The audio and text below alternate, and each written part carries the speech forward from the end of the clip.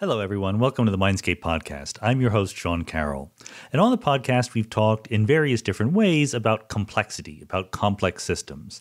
And there are few systems more complex than all of humanity, all of humankind. I'm not even sure how best to quantify the total amount of complexity in a system. Like, is humanity as a system more complex than an individual human brain? It's not clear to me. I know that there's lots of different brains in humanity, but the level of complexity need not be higher. But anyway, we agree that humanity as a whole is a complex system. So you can think about it using the tools of complexity theory, using the concepts like networks and interconnections and tiny pieces interacting nonlinearly, but giving rise to emergent collective phenomena. So today's guest is Niall Ferguson. Niall is a very well-known historian, both academically and in the public sphere. He thinks about big questions of global history, Western culture especially, but also the world more broadly. And what I didn't know before inviting him on the podcast is he comes from a family of physicists, and he tends to think about history in terms of networks and complexity theory. So a recent book by Niall is called The Square and the Tower, where he literally thinks about different parts of history that have been dominated by more or less equal kinds of networks between people versus hierarchical networks. And a follow-up book is called Doom. This is a very recent book that he wrote during the current and still ongoing global pandemic about COVID-19, all the ways in which a complex political system can try to deal with a crisis, a catastrophe, okay? Something like the global pandemic is an example, but there are many other examples, from earthquakes to wars to famines and so forth. And it matters how you organize your society. And in many ways, as we've seen, there are ways in which current modern societies did okay fighting the global pandemic. Certainly on the science side, the discovery of vaccines was a wonderful accomplishment of humankind, and some complex system was needed for that. But on the political side, we did less well. We're not as good in the political systems we have in dealing with big, large-scale catastrophes, the kind that only come along very rarely in human history. So how do you deal with that? What are the lessons that we can learn from this? Those of you who know the work of Niall Ferguson will know that he and I are not close to each other on the political spectrum, but even though there's a lot of politics involved in this conversation, there's no partisan politics involved. We're both trying to understand the system that works, and we all want it to work in the same way, in the sense of saving people's lives, dealing well with these kinds of issues. So I think it's a very fruitful conversation, one that really has a lot of important insights that we can put to work, both thinking about the world as a system and thinking about how, practically speaking, to deal with the future catastrophes that are inevitably to come. So with that, let's go.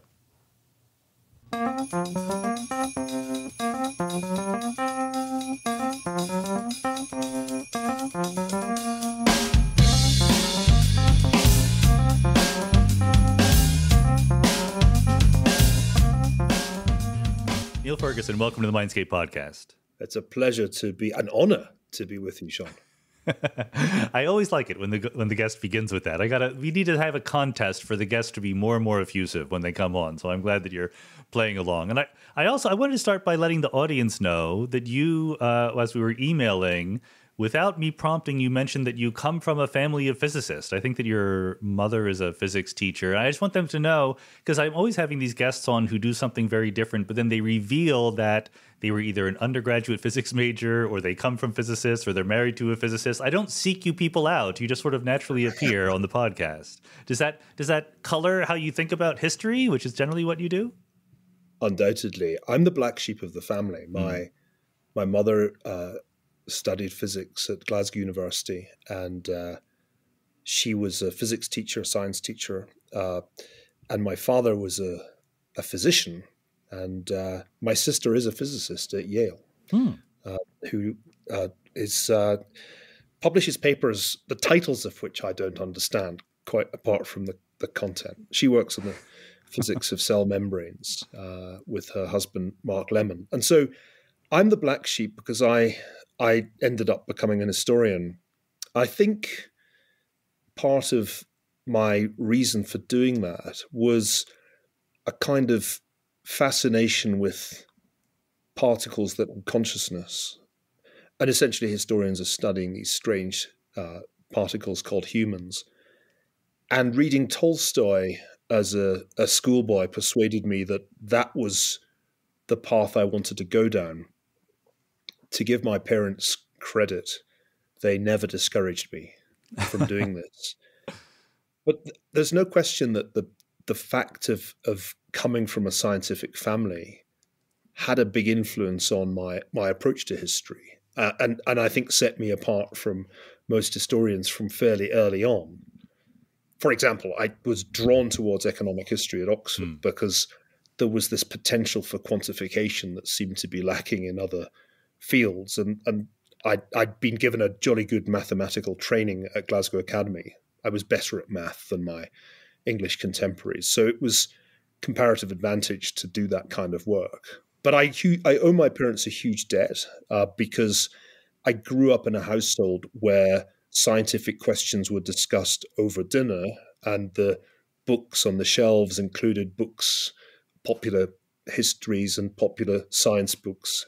And there was never a kind of two cultures divide in our family.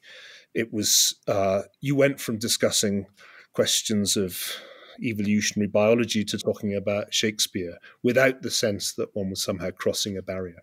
Well, it shows up in your book, The Square and the Tower, which is one of the books I want to talk about. One of our previous guests here on Mindscape was Stephen Strogatz, who did the early work on small world networks. And there was his name right on page 30 or something like that in your book. So if I can summarize it in a phrase, you should correct me on this, but you're looking in that book at history through the lens of networks, network theory, in particular networks versus hierarchies. Is that more or less right? That's right. Historians often talk about networks, but they don't really think terribly rigorously about what they mean. We all use the word rather casually in everyday life. I'm going to network at this party, etc. And I'd realized over a period of time that I actually could be much more precise in the way that I talked about networks. That I'd been writing about networks from early on in my career, networks of bankers in 1920s Germany, networks of colonizers in a book about the British Empire, but I hadn't really understood much about network structure, network science, network theory. And so around about the time that I moved from Harvard to Stanford, I went on a kind of reading binge to educate myself, realizing that network theory had evolved in multiple disciplines. Mathematics, of course, was where it had really begun, but there were people working on networks in sociology, there were people working on networks in economics, there were people working on networks in medical science. And I got to know one of the preeminent physicists working on networks, Laszlo Barabasi. And between conversations with him, readings of people like Stephen Strogatz, getting to know Nicholas Christakis, I was a kind of autodidact network scientist. The point was to try and apply the insights from these different areas to history. And I didn't think that had been done before. It really hadn't. So the idea was to write a book in which human history was explained in terms of social networks primarily, but of course there are all kinds of other networks that are relevant. And I found that a way to simplify the story for the lay reader, because clearly most people who pick up a book like The Square and the Tower haven't come across Strogatz's work, might be coming across it for the first time. The idea was that there are hierarchies that are pretty well established and familiar social structures, governments, states, armies are very hierarchically configured. And they're important in history, and historians tend to gravitate towards them because hierarchical structures leave archives. Yeah. They're much more likely to leave written records. But equally important are networks, social networks. But they don't leave such good written records, and therefore their role is less obvious and much less represented in the written record. Now, you know, because you're a physicist, that that's a false dichotomy, that we're actually talking about two different kinds of network, a hierarchically structured network and a distributed or decentralized network. And the book kind of gets you there, but it starts with the intuitive distinction between hierarchies and networks and goes from there. I loved writing that book. I found it extraordinarily illuminating to rethink for example, the Reformation as an assault on a hierarchical structure of the Roman Catholic Church by a network of reforming ministers led by Luther, but not really led by him. Perhaps he was the catalyst, but the network was not really one that he led. So I think this is a really powerful tool for historians that needs to be more widely adopted. There are now historians who work on a whole range of subjects, from the Elizabethan Reformation all the way through to the Cambridge spies, who use network science more rigorously. And I learned a lot from those people who'd done that kind of work. So this was a work of synthesis supposed to kind of show that there was a general approach that one could take, and it was applicable pretty much to any historical problem. Yeah, I mean, I'm all too sympathetic to this perspective. You're absolutely speaking my language, and therefore, let me try to play the devil's advocate role a little bit here. There is an attitude that says, well, sure, people form networks, and hierarchies also count as networks, and everything is a network. So what? So what do we learn by throwing the word network in there? Is there a particular kind of insight, or is there a particular kind of quantitative way of thinking about it? I mean, given that there was a network of people talking to each other in the Reformation, how do we figure out what the degree of connectivity of a typical node was? That sounds very hard. It's not quite so hard as you might think. You can graph networks if you have enough information about the relationships between the people in them, the edges between the nodes. Even for the 16th century, this is possible. And there's some terrific work that I cite showing that one reason the Reformation succeeded was that the network was sufficiently distributed that you couldn't actually kill it by making martyrs of the apparent leaders, because the network would survive the removal of key nodes. With the American Revolution, we can actually work out which leaders or well-known figures in the American Revolution were, in network terms, the most important in terms of centrality, say betweenness centrality. Paul Revere turned out to be really important from that point of view. So it's not just a kind of metaphor, which some reviewers thought. It's actually a way of attaching weight to individual nodes. Yeah, so I mean, I guess the point could be said as, sure, networks are everywhere, and throwing around the word network doesn't help us very much, but there are different kinds of networks, and there are kinds of things you can say about networks that apply equally well, whether they're viral or technological or social, and maybe that does actually shed some insight. I think it does. Part of it is, of course, to push against the great man theory of history that we have for many centuries tended to write history with the emphasis on kings and queens and presidents. And the network approach allows you to show that often network structure, social network structure, is different from the org chart. Sure, George Washington's sort of at the top of the org chart of the American Revolution, but in terms of actually building a revolution, Paul Revere may have been as important. Revolutions, after all, are not, by and large, organized by existing hierarchical entities. So what's interesting about the networked approach to revolution is that you begin to understand why some revolutions succeed and others fail. That's part of it. I think it's also about understanding the changing structure of the public sphere, broadly defined, or indeed the changing structure of the global economy. Jürgen Habermas's Structural Change in the Public Sphere was a tremendously influential work.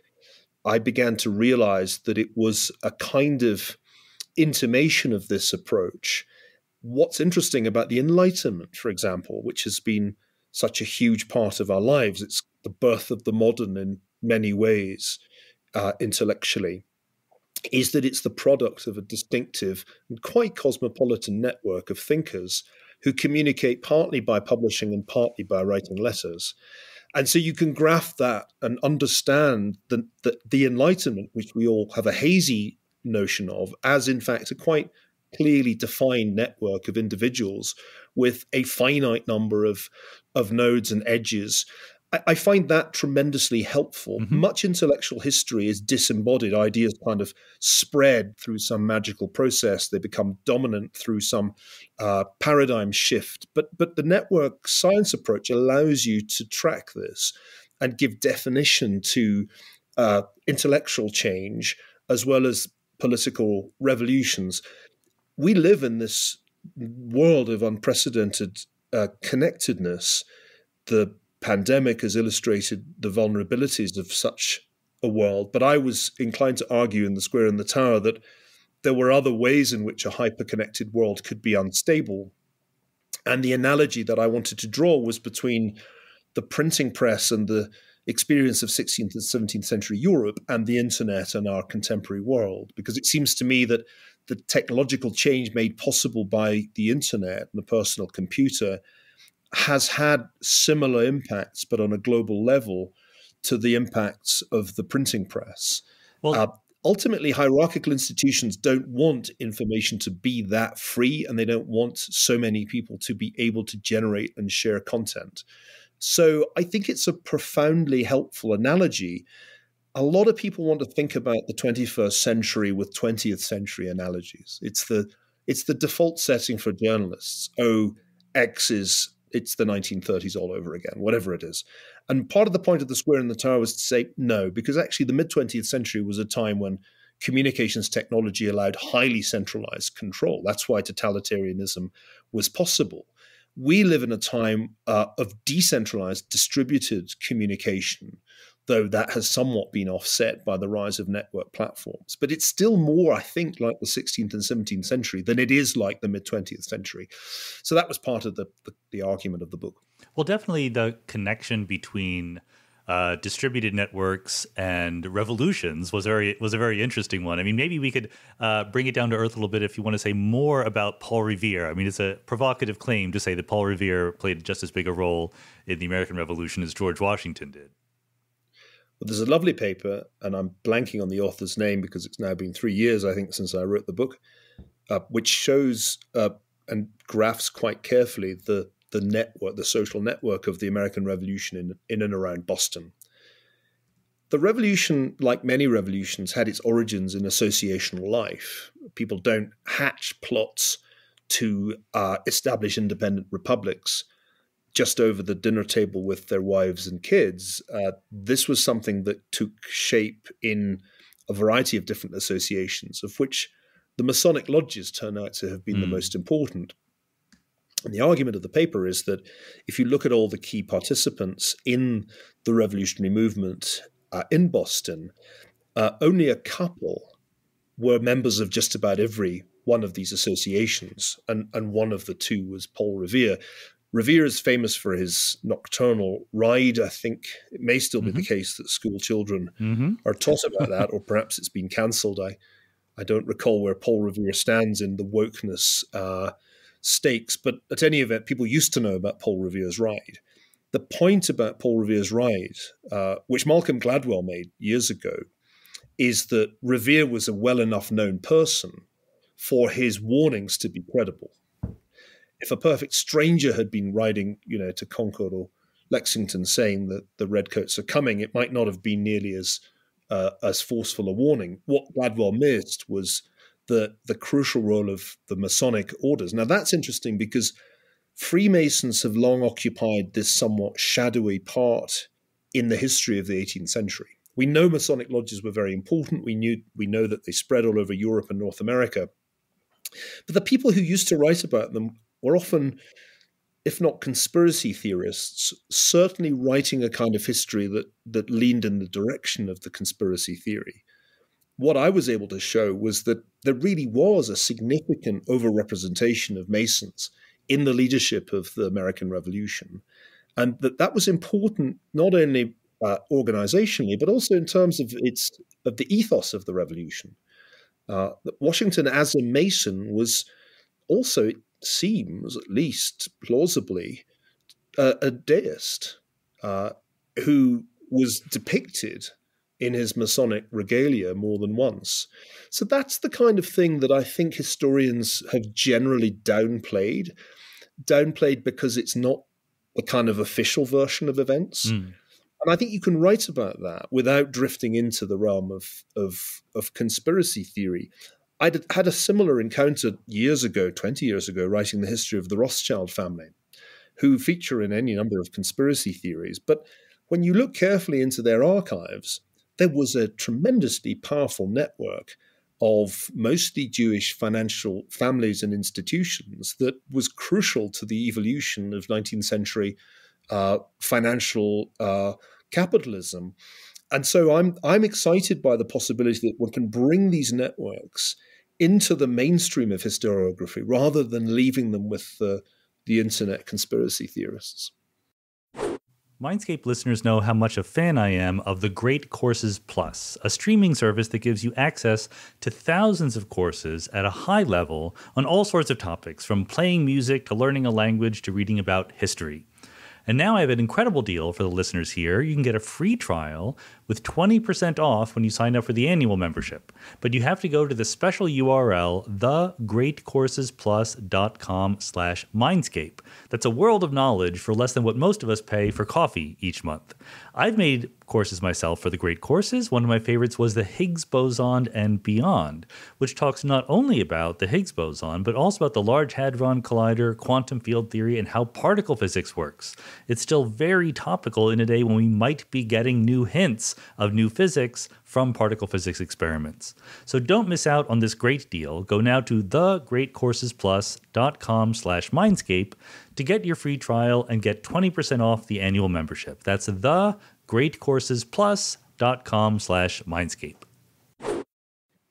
It does sound like these post-printing press networks that you're saying played such a big role are a little bit in between the completely hierarchical top-down Washington was the general, he told us what to do view versus maybe a more contemporary view where literally everyone is on Twitter jabbering with each other. So it's a social network, but it's a social network that is also still pretty elite in some sense, right? The right people talk to the right other people. Well, Barabasi taught me that the social networks that we encounter are typically scale-free or close to scale-free, by which I mean that there is a sort of power law distribution that operates, and a very small number of nodes have an enormous number of edges, and a lot of edges have hardly any nodes. So there's not a kind of bell curve shape to the distribution of nodes, and I think of edges rather. And I think this idea, the Matthew effect, that when people join a social network, they're more likely to want to be connected to, say, Donald Trump, or before he got cancelled, that is, than to little old me. I think that's a really important point, that when you come down to looking at social networks in the wild, as it were, in historical reality, they're never lattices in which everybody has roughly the same number of edges. They're always quite like Barabasi's scale-free networks, if not exactly scale-free. So I think that's a key point. We think of the internet as this decentralized place, or we used to. Maybe we've got over it now, but we used to think we were all kind of netizens and we could all speak truth to power and all that stuff. But in truth, the network structure changed with tremendous speed as the network platforms, I guess beginning with Amazon, concentrated more and more traffic onto their sites. So the internet's actually a good illustration of the point that left to themselves, networks don't in fact stay. I use the word flat advisedly here. They don't stay truly distributed, and they quite quickly form these extraordinarily lopsided architectures where, you know, the fit get fitter or the rich get richer, whatever the appropriate term is. Yeah, I mean, everyone can be on Twitter, but not everyone has the same number of followers. That's clearly true. Certainly not the same influence. So let me do my last little bit of pushing back here against this idea, because the main distinction you draw in the book is between networks, by which, as you said, you mean more distributed networks, versus hierarchies. And you make the point, the hierarchies keep records, so later historians tend to pay attention to them. But I could imagine an almost similar distinction that is not quite the same between institutions and more casual collections, right? Is the important thing about the state or the corporation or the university or whatever, that it's a hierarchy? Or is the important thing that it's an institution with some memory, some records, some physical location in space? Certainly the things that historians tend to write about are the things that, for reasons of their own, have left written records. And that tends to mean states, governments, to some extent in the modern period corporations, though they don't keep records nearly as well as governments. It hasn't meant secret societies. By definition, the Illuminati did not really want to have a single depository of material where the Bavarian authorities could find all that they had done that was illegal. Same goes for the mafia. Very hard to write the history of organized crime. They don't really have a mafia archive. And so I think you're right. The distinction is partly how far a network became institutionalized enough to have an archive and a well-managed archive that was likely to survive over time. I'd put it somewhat differently. I think we need to somehow look past the facade of institutions and see that however hierarchical they may be, however pyramidal the org chart, all organizations of human beings, no matter how formal or informal, have a network architecture that we ought to be able to draw. And that network architecture will look very different from the org chart, regardless really of the context. So yeah, institutions are really what leave records behind. Secret societies not so much. But you can still understand an institution using network science. And I think that's a very important point that not many institutions today fully understand. I'm always struck by how few firms and how few academic institutions know their own network. I mean, they have an org chart, but they believe in that org chart. And often blindly, without recognizing that, in fact, the true social architecture of the institution is quite different from what the org chart says. So yeah, I think that's how I come to think of it. I'll give you one other example, which goes right back to my early work on the First World War. In a book called The Pity of War, I was trying to understand why, despite its significant material disadvantages, the German army outperformed in battle the other armies, in particular the British Army. And one of the things I learned from the military historians was that although one thinks of Prussian militarism as quintessentially hierarchical, in reality, that was the British Army. It was in the British Army that you sat in the foxhole waiting for orders, even when it was unlikely that orders could reach you. The German army, in fact, had a culture of delegated authority to NCOs that encouraged small groups to take the initiative in the battlefield. So although I didn't know anything about it at the time, I could have written that in terms of network structure, the German army was far more of a distributed network and therefore, in fact, far more versatile and responsive to changing battlefield conditions. It was the British army that was actually held back by the waiting for orders mentality. The philosopher of science in me wants to draw a connection, which I'm sure that you've already made yourself, to theories of evolution and natural selection, where the unit of evolutionary selection is hotly debated, right? Both among biologists and philosophers. Is it the gene? Is it the organism? Is it a group or a family or something like that? So, and complexity theorists, Santa Fe type folks have thought about this a lot. I mean, and is that the difference between the British and the Prussian armies? Like, what counts as a group of people making decisions? Yeah, that's a good analogy that I hadn't thought of. In writing The Square and the Tower, as well as in the most recent book, Doom, I have been quite influenced by Santa Fe writers, thinkers.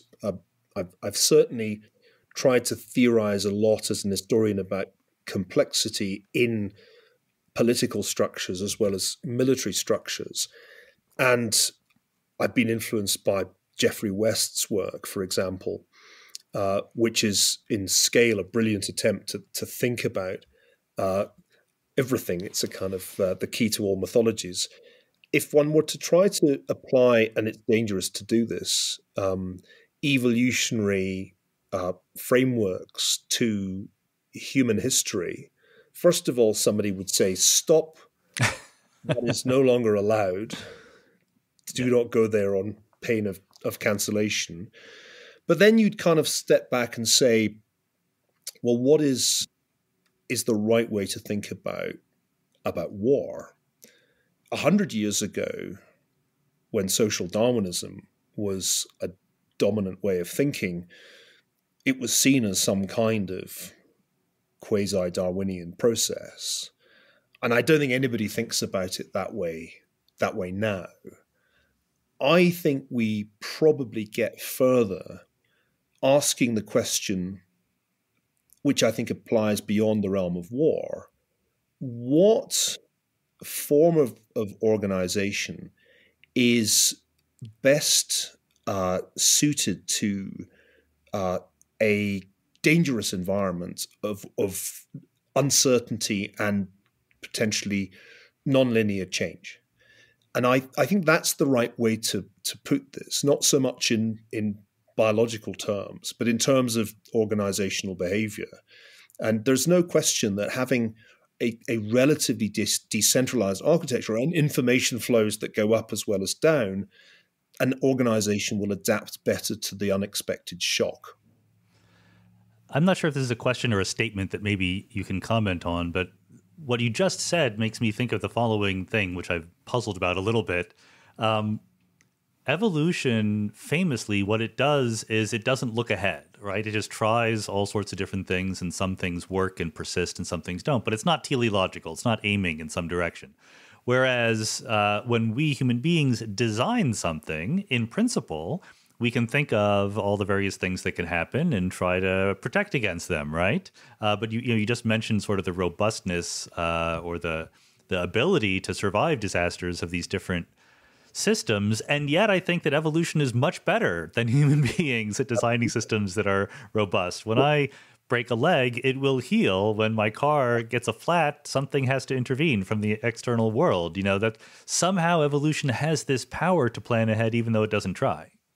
That's right. We as human beings want to optimize, and we rule out multiple experiments that evolution would run ex ante. So we really narrow the range of possible mutations. And this is a point Nassim Taleb's made very well in a number of books, I guess, Anti-Fragile being the best. We don't really like redundancy in our systems. So we optimize. We reduce the number of experiments that might otherwise happen, and we create fragility in the process. And this is, I think, a fundamental problem of human design, whether we're designing armies or banks or universities, that we don't, in fact, think enough about resilience, much less anti-fragility, in the face of a shock. And we keep kind of learning, or not learning rather, from this experience. Think of the fragility that the financial crisis exposed in the international financial system and at its core in banks.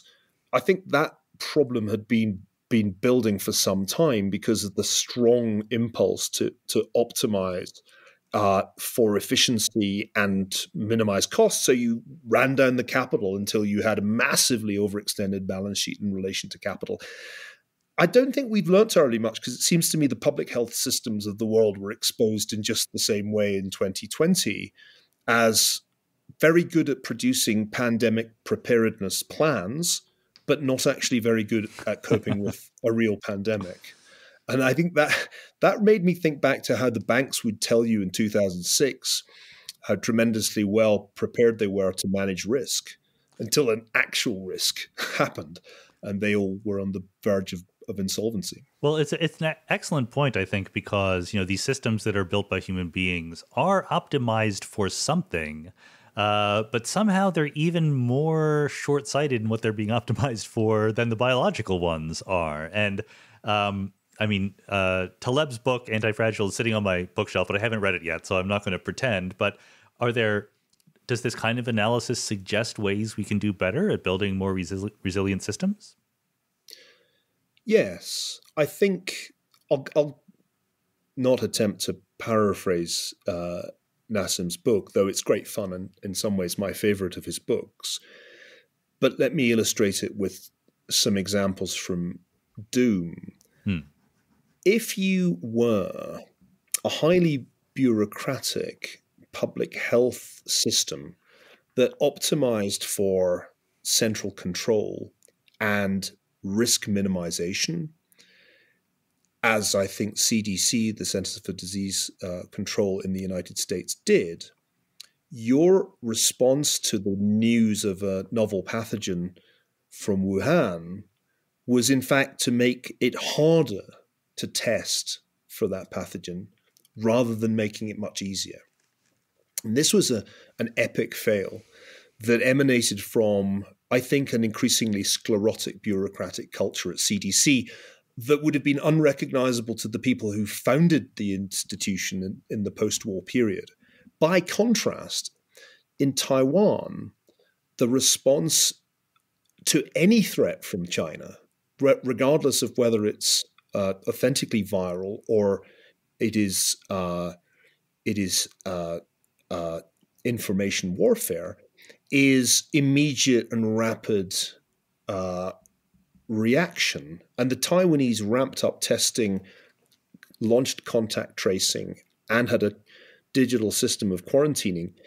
Within weeks of the first news, even before the WHO had confirmed it was human-to-human transmission, I take from that it is better to be generally paranoid, which I think you have to be in Taiwan for obvious reasons, and in South Korea, than it is to be very specifically prepared. The problem about Western bureaucracies is that they are excessively precise in the risks that they are preparing for. This was also true in financial regulation. Financial regulation before 2008 had got increasingly complicated. The Basel rules on bank capital adequacy went from a few pages to enormous numbers of pages. And paradoxically, the more they prepared for the specific eventuality of a stress test on bank balance sheets, the less prepared they were. I was highly amused to find, as I was researching Doom, just how many pandemic preparedness reports the American bureaucracy had produced in the years prior to 2020. We were ready. Just endless pages of reports about what to do and PowerPoint decks. But at the point of contact, when a real pandemic was happening, the system failed utterly. That's the key for me, that we were super prepared in a way that was illusory. I mean, remember, there was a ranking at the end of 2019 that said the US and the UK were the best prepared for a public health emergency, and it turned out to be the very opposite.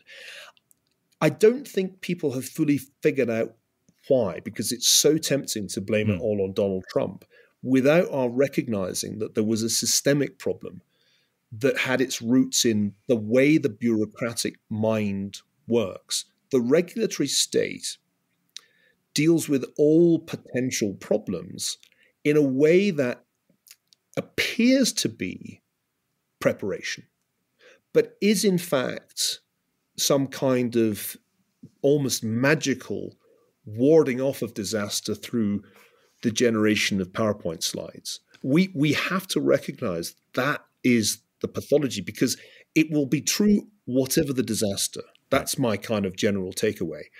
So yeah, I think there are ways to be anti-fragile, and we need to go talk to the Taiwanese, who've got a pretty anti-fragile system at this point, and the South Koreans, who also got this very right. And we need to also have an inquest into why our public health bureaucracies across the Western world got this so badly wrong. That was their one job. Yeah.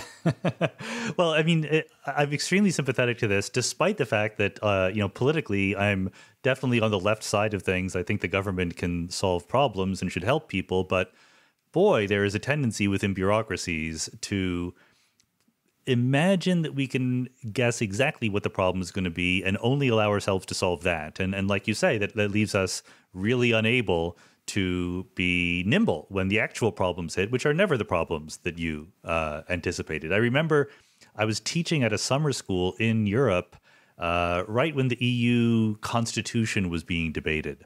And one of the guest lecturers, it was a very broad summer school, one of the guest lecturers was from Stephen Breyer, the U.S. Supreme Court Justice.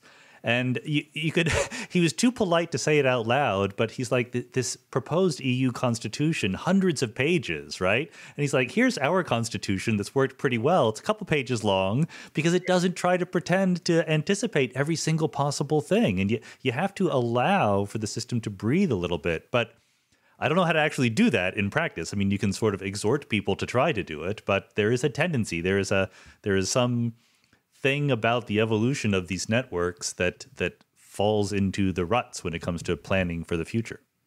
That's true. It may be that we just can't help ourselves, and that things that worked well 200 years ago over time become sclerotic. That was really Mansur Olson's point, that you therefore need periodic disruption or destruction so that institutions can be refounded.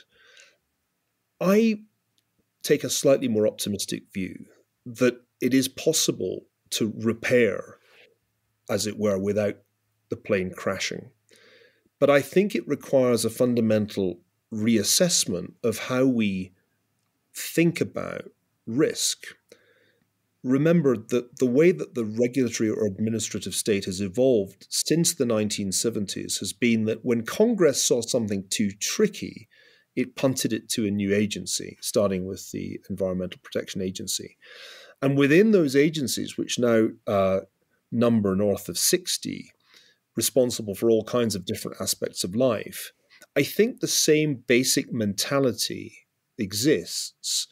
And this is a bureaucratic mentality that we've understood since the time of Max Weber, when bureaucracy was still a relatively novel phenomenon. What we have to figure out is how to debureaucratize public services and get away from the mentality of the 1970s and 80s regulatory state. That probably requires a reassessment of the way in which we teach public servants, because we definitely create a legalistic mentality that our law schools have a lot to answer for. Right. And the mentality that I think arises there, and I wrote about this in a book called The Great Degeneration, is even if there is a 0.01% probability that an asteroid strikes the Earth, we need a regulatory framework that needs to be adopted. It needs to cover multiple pages before we're really going to feel we've done our work. And that's the disease. And it exists not only in the public sector, but it exists in the private sector as well. Every large corporation develops this pathology, and every university, as I hardly need to tell you, has it too. So what we need to devise, I think, is a kind of theory and practice of debureaucratization, and a little bit of that mentality that the German army used to have in its 1914 incarnation, where there is significant delegation to the unit that has to act. And that's what we lack. We've seen this so clearly with the European vaccination fiasco. What went wrong there?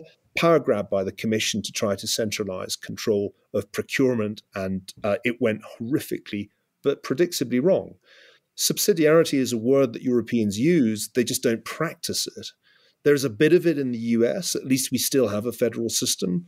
That didn't work well when it came to dealing with the initial outbreak, but it did work reasonably well when it came to vaccination. So I think we all need to assess how our institutions work, whether we're in the private or public sector, and try to give them something of the anti-fragility feel, that there is empowerment of decision-making at lower levels, and there's much less explicit regulation. There needs to be some kind of discretion, and we've lost that because I think of the primacy of law schools in the education of the administrative class.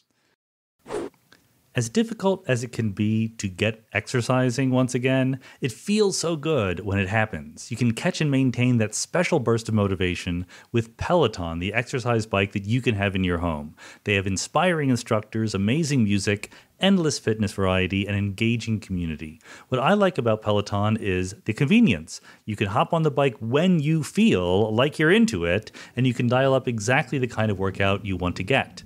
Peloton isn't just cardio. You can get a strength class to your ride or combine them both in one workout with Bike Bootcamp for the total body fitness experience. One Peloton subscription can cover the whole family. You can get an all-access membership for no additional cost. And there are classes for every level, from beginner programs to Tabata intervals. Peloton meets you at every step on your fitness journey. So get started on your Peloton journey by going to onepeloton.com to learn more. That's ONEPELOTON.com.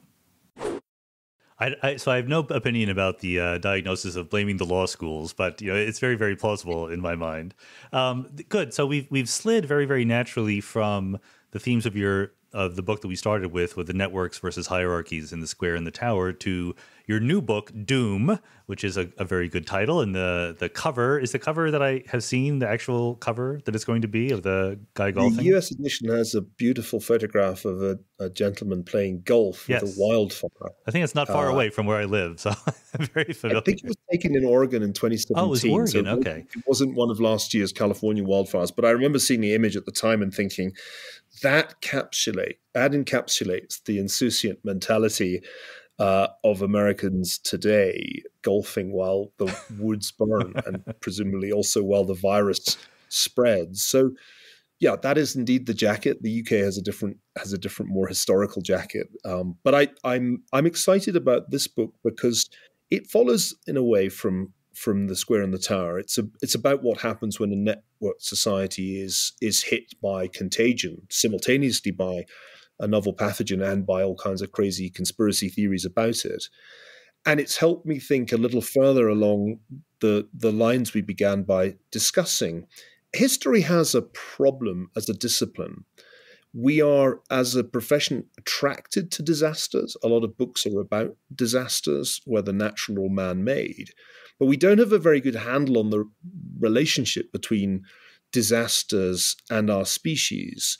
So I wanted to write a general theory of disaster so that I could think simultaneously about pandemics and wars and financial crises and earthquakes and volcanic eruptions, because they are so much of what we call history.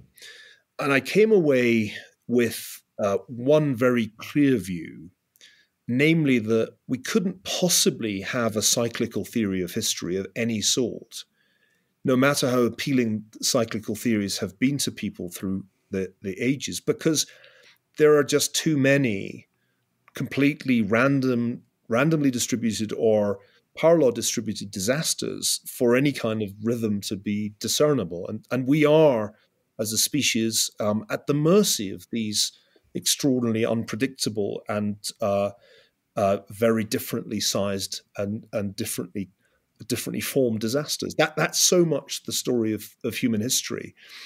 So that was exciting to do because I'd been wanting to think about this for a while, and the pandemic gave me the opportunity to do it systematically.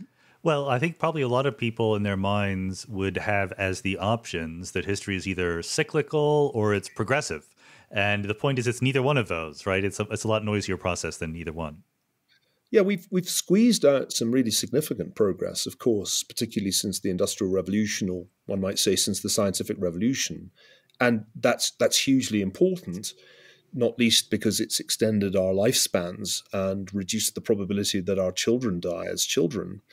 But as I try to show, the thing that humanity often has forgotten is that as we have made material progress, we've increased our vulnerability. And the networked world that existed at the end of 2019 with unprecedented volumes of passenger traffic through the air was, of course, a disaster waiting to happen. And indeed, it may be that others of that form happen again, because after all, by historical standards, SARS-CoV-2 is not by any means the worst pathogen we've ever encountered. In fact, it's let us off very lightly by historical standards.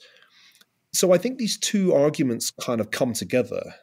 If you recognize that our institutions have a tendency to become sclerotic and bureaucratic, and that networks morph into rigid hierarchies, to put it really crudely, and that this goes on in a world which is subject to pretty randomly distributed disasters of various forms, you can see why we get into difficulties, because we don't really think about the world in a realistic way. For example, we will spend a lot of time in the coming weeks and months and years talking about climate change as if that is really the only disaster we need to worry about. And that mentality was striking to me over a year ago. At the beginning of 2020 at the World Economic Forum, almost every panel seemed to be about climate change, and the pandemic had obviously already begun. You couldn't get anybody to talk about that, but it was a much more clear and present danger. So I worry that we are unwittingly making the same mistake of thinking a great deal about one scenario, which is the sort of worst case climate change scenario. It only needs volcanic eruptions to revert to their medieval level, to having really big volcanic eruptions, for global cooling to be our problem. And when I started to look at the geological record, the first thing that hit me was, wow, we really stopped having big volcanoes in 1815. Like, we haven't really had a big eruption, a real climate-changing eruption since then. I don't think there's any reason to assume that that's just because the Earth got bored of big volcanoes. Sorry, what do you assume? What do you imagine? Why did it happen? I don't think anybody has a clue. Okay. And I think it's perfectly plausible, given the ways in which, over the very long run, the scale of volcanic eruptions has fluctuated, that at some point, who knows when, we see another really big Tambora-like eruption. And that would completely blindside us, because we just haven't considered that as a risk. But it seems to me a perfectly real risk, especially as we really are now, in terms of the scale of population and its distribution, we have more people sitting next to more fault lines of volcanoes than ever. Right. So I think that the need, and maybe this is the key point that the book makes, is to realize that disaster can come at you in multiple forms.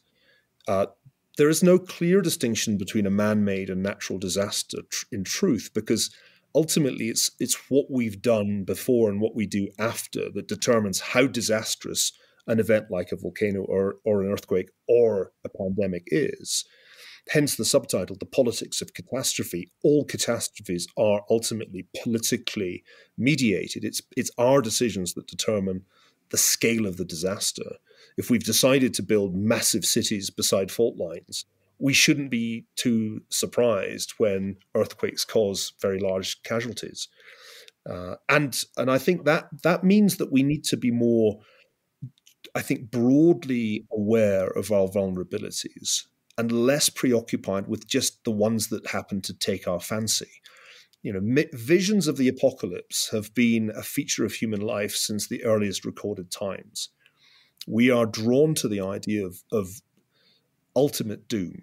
And I sense a lot of that kind of millennialism in some of what goes on in the conversation about climate change. And it's very well worth worrying about, but it's definitely not the only way that history can get us. There are lots of different ways it can get us. And it can get us a lot more quickly by some of these other ways. I mean, climate change is a slow-moving thing. A pathogen is a very fast-moving thing. A war is a fast-moving thing. Right. If the US and China ended up having a war, something I talk about towards the end of the book, which is history leads us to think is quite likely, that would be a disaster, particularly if it escalated into nuclear war, that would be far larger and more fast-acting than the scenarios of the IPCC. I mean, I almost think that climate change, I don't think it's necessarily sui generis, but it doesn't fit into the same kind of worries. It's a big worry. I think it's a huge worry, but like you said, it's gradual, right? We can sort of plot it. We're in the middle of it. It's going to take decades to progress to wherever it goes, whether we do something about it or not. Whereas things like the pandemic, the financial crisis, you brought up asteroids before. Solar flares are my favorite example of something we just don't think about at all that could wreak havoc on our entire world. In all of those examples, to me, the big problem is, there's a probability that it will happen, but it's small, and therefore it might not happen for another 100 years or 1,000 years. And we human beings just aren't built to plan for those things. I mean, we could firm up the electrical grid to save it from solar flares with a relatively tiny amount of money, but who's going to do that for a 1 in 1,000 per year chance of such a disaster? That's right. And the point of the book is not that we should be taking out insurance policies against all of these eventualities. That would be, I think, a counsel of the impossible. My feeling is more that we need to keep our breadth of vision in recognizing that ultimately we don't get the disaster we plan for. We almost never do. And if we spend too much time, which I think we risk doing, thinking about one particular set of scenarios, which are the kind of the bad scenarios in the IPCC, then I think we'll be blindsided by something else. Ultimately, going back to the earlier point, the generally paranoid society has some kind of contingency for the temporary but perhaps prolonged failure of the electricity grid. And that could happen not just because of solar flares, it could happen because of a successful Chinese-Russian cyber attack, conceivably.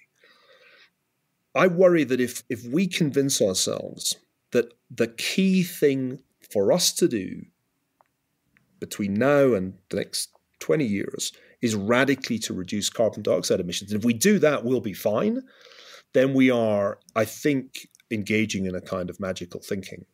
So I'm really trying, and I know I'm in good company because people like Nick Bostrom have been doing this for some time, to point out that if there's one thing history tells you, it's that you don't get the disaster you prepare for. And the more you think about one disaster and fixate on one apocalypse, the less ready you'll be for something completely different. And I think we were really unready, imaginatively unready for a pandemic. Despite numerous warnings on the subject, we had allowed ourselves to drift into a state of mind. And that included people in the public health bureaucracies that was actually disastrously unready for something that was far from a black swan. I mean, it wasn't a black swan. We knew it was coming. People had predicted it. Martin Rees had a bet with Steve Pinker about it. I'm just constantly struck by the fact that when it strikes, it suddenly becomes a black swan. For years, it's been a grey rhino that people have talked about and written about and predicted about and given TED Talks about. But when it actually happens, we're all stunned, shocked that there could be such a thing as an infectious respiratory disease. So it's a little worrying to me that we might respond in exactly the same way to a full-scale war, because we've been accustomed to small wars that we can largely ignore but grumble about. The thing about it is that most human beings have a theory of history based on their own experience. They really don't tend to internalize the experience of all the dead people. And that's a lot more people still than all the living people. So what one has to do, I think, and this was the goal of the book Doom, was to remind people of the experience of the dead and all the different ways that they got dead. And there is a hint of almost kind of a strategy in there, but I want to interrogate the extent to which we do this, in the sense that you point out that the more paranoid countries, the countries that sort of live in fear, paranoid is the wrong word because it's justified, right? Countries that worry about existential threats of a completely different form were seemingly much better at responding to this new kind of threat that they hadn't necessarily planned for. So that seems to suggest, okay, we should worry a little bit more about various kinds of existential threats to give ourselves the nimble strategic ability to respond when they happen. There must be a downside of that as well, right? I mean, do we worry about clamping down on civil liberties and individual choice a bit too quickly, or being a bit too paranoid when new disasters are on the horizon? Well, the conclusion of the book is that our biggest danger might in fact be a totalitarianism that we construct out of risk aversion.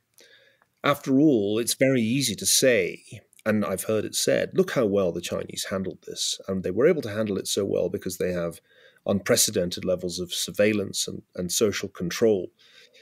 This is the totally wrong conclusion to draw from the events of the last 12 or 14 months. The conclusion to draw is that precisely China's totalitarian system made this disaster happen. this was super Chernobyl, and it came about because the system just can't tell the truth in the early stages of a disaster. So we have to draw lessons from the right China, by which I mean Taiwan. The Taiwanese have understood, I think, partly with the leadership of Audrey Tang, their technology minister, that you must use technology in ways that empower citizens, not that empower the state. And when I was there, I by chance was there in January 2020, before the pandemic really became a recognized phenomenon, but they were already worrying about it. They'd already heard enough to be worried. What struck me was how much thought they'd put into using smartphones in ways that that did not give power to Big Brother, but would make possible, and it turned out to be very possible, a system of contact tracing and digital quarantining. So they had really addressed this. And I think the reason that they've been so good at this is that they have to be paranoid.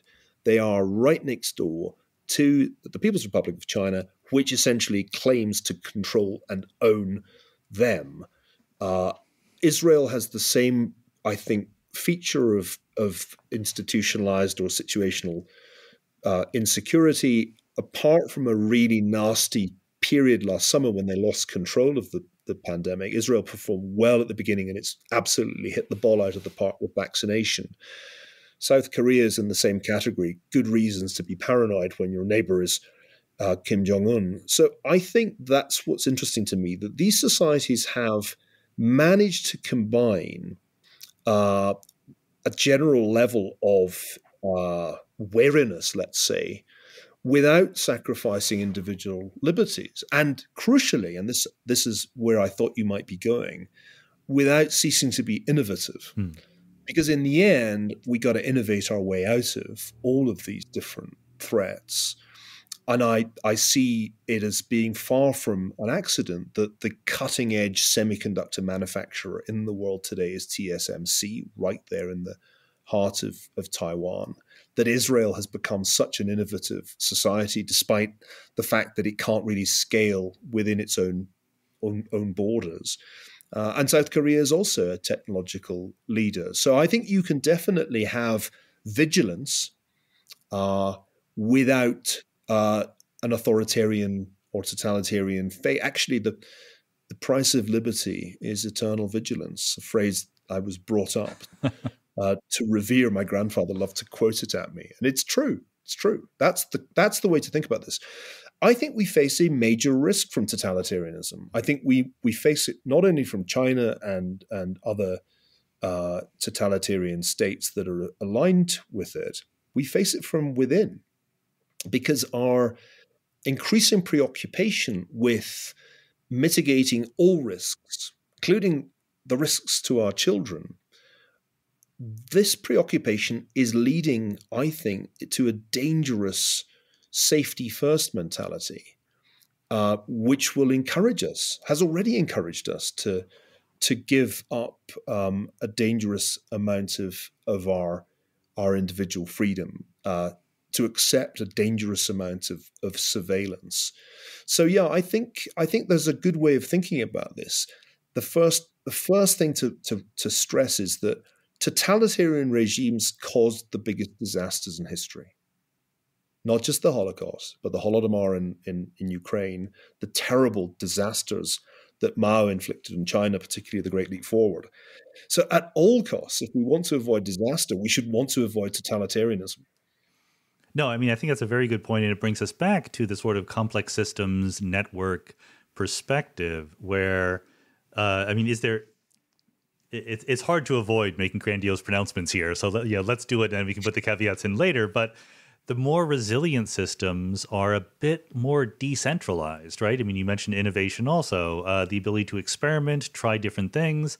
I can absolutely imagine that being more like a network rather than a hierarchy lets societies respond better to unanticipated disasters of various sorts. I mean, maybe you want to say something about that, but then maybe if I think about the flip side of that, some disasters are going to require cooperation, right? I mean, climate change maybe is that example. I mean, or peacekeeping, or nuclear weapons treaties, or something like that. Is there a trade-off there between resiliency from distribution versus safety from hierarchy? I think there's clearly a trade-off. I think we know from successful experiments in international cooperation, the eradication of smallpox, the avoidance of a perpetual and endless nuclear arms race, the limitation of the use of chemical weapons. We know how to do this. And we know that interstate agreements can we prevented nuclear proliferation to a far greater extent than was predictable back in the late 1960s when the Non-Proliferation Treaty was drawn up. So I think we actually have a pretty good track record. We've got better, in fact, at that kind of international agreement. It took a long time for there to be good international agreements on public health. The first sanitary conferences of the late 19th century were pretty inconclusive. But by the mid-20th century, we'd come up with the World Health Organization, which was doing a pretty good job until, well, let's maybe not get into that, but until I think China became too powerful over its organization and leadership. So I think this isn't one of the big headaches. I think decentralization is crucial for a great many problems, but not all. And a federal system with vibrant local governments ought to be able to act with national unity in the face of a dire emergency. And the biggest emergencies have tended to be wars through history, and we've generally been able to overcome the coordination problems of decentralized and democratic states in time of war.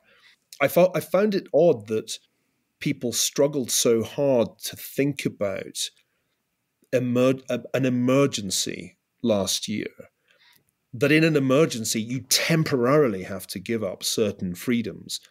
That didn't really puzzle our grandparents and great-grandparents in time of war, but we've definitely lost that notion that you have a temporary suspension of freedom in time of emergency. For the global challenges, I think one has to recognize that there's a fundamental mismatch between what states will commit to in things like the Paris Accord and how their commitments will be enforced. Ultimately, the problem that we face at the moment when we come back to the problem of climate change, which I, like you, take very seriously, there's no question that we're heading to a more unstable planet if we carry on our present trajectory, and it's going to involve mass migration and potentially starvation in those parts of the world that become less easy to live in. But what have we got? We've got a situation in which the Chinese say one thing and do another. More than, or roughly half of all the increase in CO2 emissions since Greta Thunberg was born are from China. And they haven't stopped building coal-burning power stations. On the contrary, they ramped it up in the last year. And nobody has a good answer to the question, how do you enforce these commitments? Nobody has a good answer to that at all. And until we have a good answer to that, then I think there's a risk of virtue signaling where Europeans and Americans say, well, we're going to do all these wonderful things to be carbon neutral. It won't make the blindest bit of difference if the Chinese carry on their present path. It really won't. We'll essentially just impair our economic growth potentially, or maybe we'll get it right and avoid that. But we won't actually solve the problem if the Chinese carry on, and the Indians too. And there are some Middle Eastern countries that are increasing their CO2 emissions rather shockingly. So I don't know what the answer to that is, but I do think that it ultimately becomes part of Cold War II. I think we're in a Cold War now with China. We don't really want to face it, but we are, and the Chinese know it. And at the heart of that Cold War is going to be finding ways of enforcing commitments that the Chinese have made. And I think it'll take a while, but at some point, maybe it'll dawn on Joe Biden, Tony Blinken, and Jake Sullivan, but it didn't dawn on their predecessors. They'll realize that the climate issue is actually a geopolitical issue.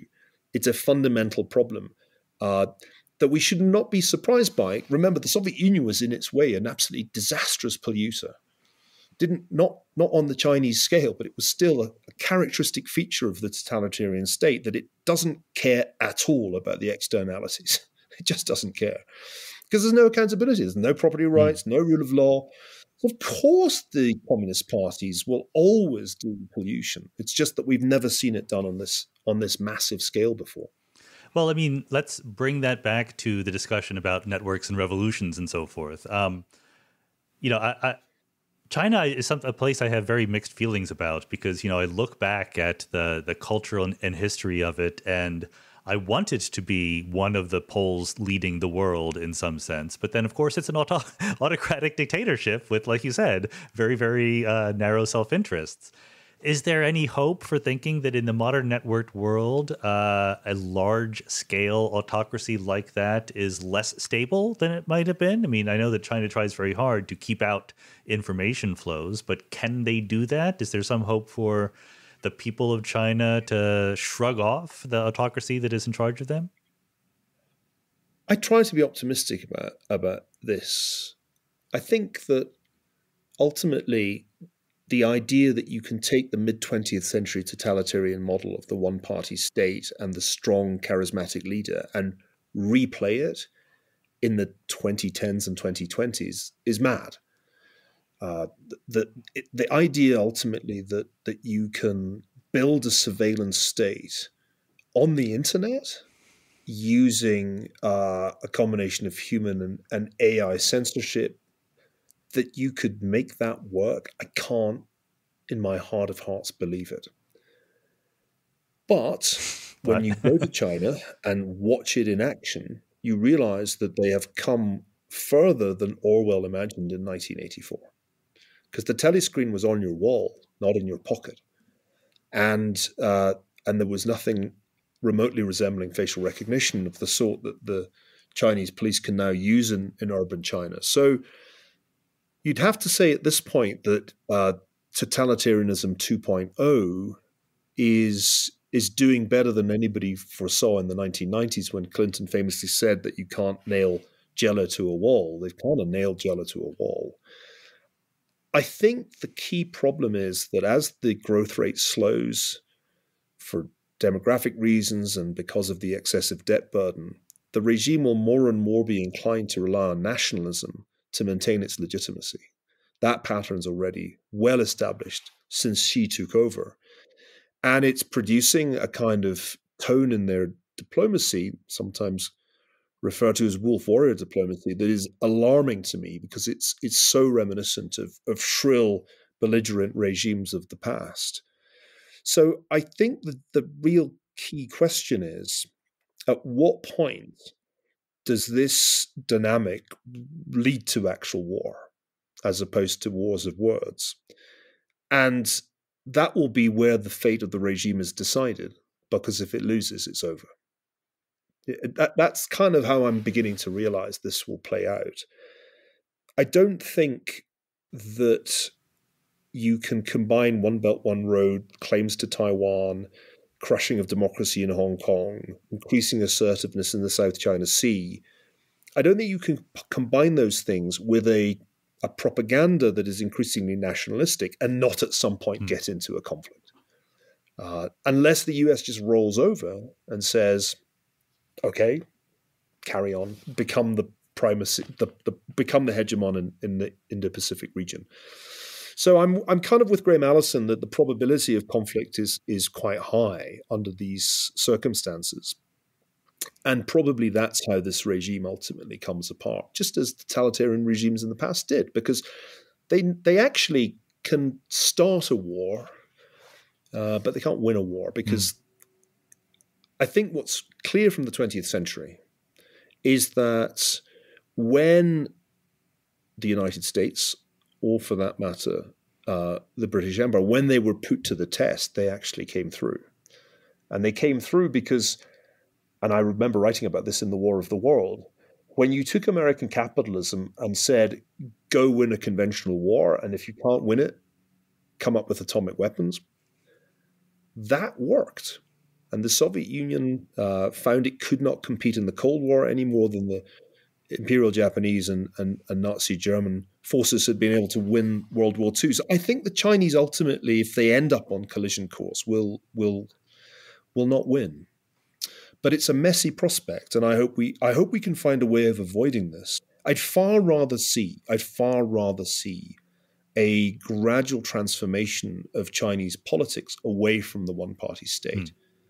We all hoped that would happen. 20 years ago, that was the game plan. Globalization would bring them into the fold. But it's not happened. On the contrary, they've turned the clock back ideologically. The universities are no longer places one can speak freely, and the party's power has tightened in a way that is really quite frightening. So it's hard to see the optimistic scenario playing out. The probability of that optimistic transition has gone way down in the last 20 years, particularly since she took over. Well, it goes back to where we started with the fact that history is neither uniformly progressive nor cyclic. There's a bunch of different factors that come together in unique ways every time. So it's hard to predict on the basis of past performance what's going to happen next. So the sample size of Cold Wars is at this point 1 or 2. And that makes it pretty hard to generalize about how Cold War. Oh, we can do it. We can generalize. I'm sure we can do it somehow. But actually, let's make that the last question. You know, you're a historian by label. Growing up with physicists does not stop you from doing this. But you're writing about extremely contemporary ideas, right? I mean, I don't know when you had the idea to write a book on catastrophes in the middle of a pandemic, but there's certainly something where every week things were changing, right? I mean, so let me just give you the last question to let you expound on the idea of the role of the historian commenting on contemporary events, whenever those events might be. I mean, is it possible to learn from the successes and failures of past historians? Do historians have something extra to offer when we think about current events? I think I became an historian because I wanted to think about contemporary problems and plausible futures. I didn't want to study the past just because it was kind of interesting for its own sake, though that was what we were told to do at Oxford. I remember being told explicitly by the Regius Professor, Michael Howard, that we couldn't learn lessons from history, that was the only lesson of history. And I've always resisted that counsel of despair. I think what historians have to offer is different from the models that social scientists or epidemiologists have to offer. We work in a way that can seem rather fuzzier with analogies. And I think because if we're doing our job well, as R.G. Collingwood put it, the great Oxford philosopher of history, we get a sense of the tigers in the grass. We get a pattern recognition skill over time. Unlike mathematicians, historians should get better at being historians the older they get, because they should get better at the pattern recognition. Mm-hmm. And what we're really there for is to say, I'll give you one example. When you think about a pandemic, don't think of one curve that you have to flatten. There will be multiple waves. That's what to expect. I remember saying that back in March when another Niall Ferguson was getting a good deal more airtime than me, the Niall Ferguson at Imperial College. I thought he was making a mistake in thinking that we faced 1918-19, i.e. a pandemic as bad as that one. I never could see that, even on the limited data we then had from China. It just didn't look like being that deadly a virus. But you asked a good question, when did I think of doing this? Because it's sort of mad, isn't it, to write a history of disaster before the disaster in progress is over. Yeah, it's still going on. I actually wanted to do this before COVID-19 was even heard of. I had a lunch with my editor in New York, and I said, look, I really want to write about the various disastrous scenarios that we've envisioned in science fiction as well as in religious eschatology, and I think it's a great subject to write a kind of history of our relationship with the end of the world or with disaster. And he was like, nah. No one wants to hear about that. I immersed myself in science fiction for much of the previous year. I'd had this sudden epiphany that history was great for pattern recognition about certain classic phenomena, like war, but it was bad at helping you anticipate technological change. And so I decided to resume reading science fiction, which I'd stopped doing at the age of about 17, to try to give myself a better sense of potential technological dislocations. Became entirely obsessed with Liu Cixin's three-body problem, and got very excited about how we could kind of combine historical framework with science fiction. And then COVID-19 came along, and there I'd won the argument at that point, because a classically science fiction scenario, one that many different science fictions have been written about, a pandemic, was there. And I won my argument and got to write the book. But yeah, a lot of the book is not about COVID-19, because I couldn't possibly write the history of something that wasn't over. It's just the last 3 chapters that touch on the unfolding events. The book goes all the way back to the prehistoric disasters, the great volcanic eruptions that nobody was there to write about, not to mention the asteroids that conveniently stopped hitting the Earth during our time. And I hope that it's got some utility. I've used the phrase applied history a lot. I think that we made a mistake in the history of our discipline. We didn't create a kind of department of applied history. We should have done, so that people like me could go off and try to do a kind of history that would be designed to deal with contemporary problems. I'm hoping to be able to build that, though it's a huge challenge. I think we failed to create departments of economic history when we could have done. And the current departments of history are not doing this work at all. They've basically moved into a domain of cultural history and identity politics. They're disengaged from contemporary problems mostly. And as far as I can see, they're mostly concerned about condemning the past for its racism and sexism and general lack of wokeness. And that just bores me. To me, that's utterly uninteresting. Going back in the past and condemning slavery, I find that a sterile use of time. I'm much more interested in thinking about how we can learn from past experience to contend with future problems. And so applied history is really what Doom is supposed to illustrate. And I hope that policymakers can read it and think, aha, yeah, what went wrong in 2020 in the domain of public health could go wrong in a lot of other domains. And that's why we need to think more historically and less legalistically about the problems and challenges we're likely to face. I should also give you a chance to mention you did edit a whole collection on virtual history where people thought about counterfactuals, and maybe that's something that historians could think about more. Well, I think it's odd that most historians disapprove of counterfactual history. In fact, one in particular, Richard Evans, wrote a whole book condemning the exercise. But I actually think if you take a few seconds to reflect on the philosophy of history, that you can't make any meaningful causal statement without an implicit counterfactual. For example, COVID-19 would have been much less disastrous if Hillary Clinton had been president. I think one has to make those statements explicit and then interrogate them, because I don't think it's by any means obvious that a Democratic administration would have handled COVID-19 significantly better. How did they do with the opioid epidemic, which was slower moving, not global? And it was worse every year of the Obama presidency in terms of the numbers who died. So I think, to me, counterfactual questions are indispensable, and they need to be asked about the recent past. The more you think counterfactually, and this is the real key, I think, about the past, the more you recognize that the future it's not determined, it's uncertain. You and I stand before multiple plausible futures. And all we can really do at this point is attach some vague probabilities to them.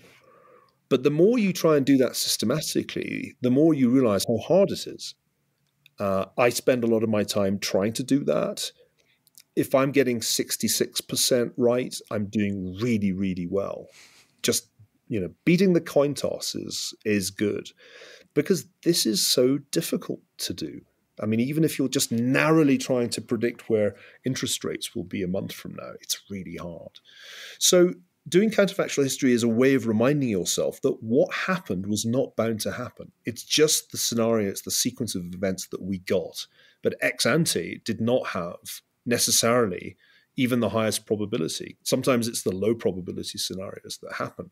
So I think counterfactual thinking is extremely healthy, and it should be kind of much more central to how we educate people, not only to think about big questions like the future of the United States, but also about how to think about their own lives. Yeah, I'm on your side here. I think that what human beings are good at and should try to become better at is imagining all the futures, assigning probabilities to them, vague or otherwise, and then taking them seriously rather than waiting for them to happen and go, oh, yes, I could have predicted that. So, right. Niall Ferguson, thanks very much for being on the Mindscape podcast. Thank you so much, Sean. Great questions.